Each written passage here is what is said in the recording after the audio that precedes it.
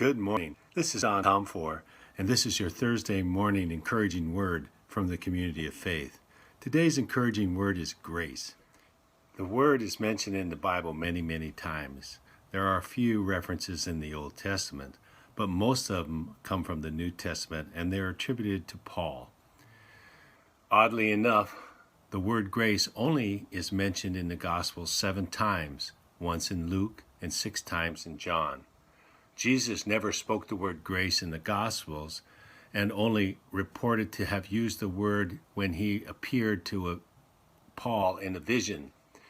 Paul relays the message of Jesus in these words, "My grace is sufficient to you, for my power is made perfect in weakness." What does grace mean in the Bible?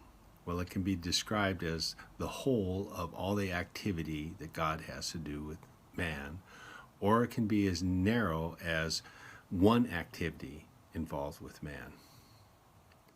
But the best definition that I think I've heard comes from grace as unmerited favor of God toward man. In other words, grace is the unmerited mercy that God gave to humanity by sending his Son Jesus Christ to die on the cross. By that simple act of grace, our eternal salvation has been secured from sin. Yes, it is the grace of God that brings us salvation, and nothing is more clearly revealed in the Scriptures than our dependence on God's grace for redemption. Paul said to the saints in Ephesus, "By grace ye are saved." Clearly, anyone that is in heaven will be there by God's grace. But here on earth, grace is like a two-sided blade. One side of the blade says, "My grace is sufficient for you. It covers all your sin." The other side of the blade says, "That behavior is not okay. Stop it." Grace is not just a blanket that's thrown over everybody to cover their sins, but there's also an expectation to grace, that you change your behavior and you have grace-filled activities toward the people around you.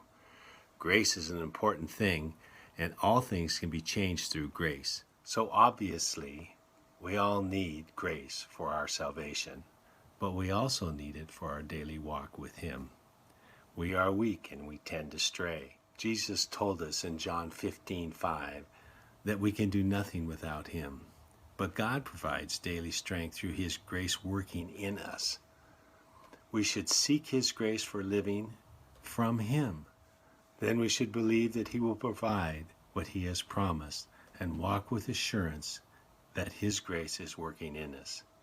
Have grace today and give grace to others, just as God has blessed you with grace. This is your encouraging word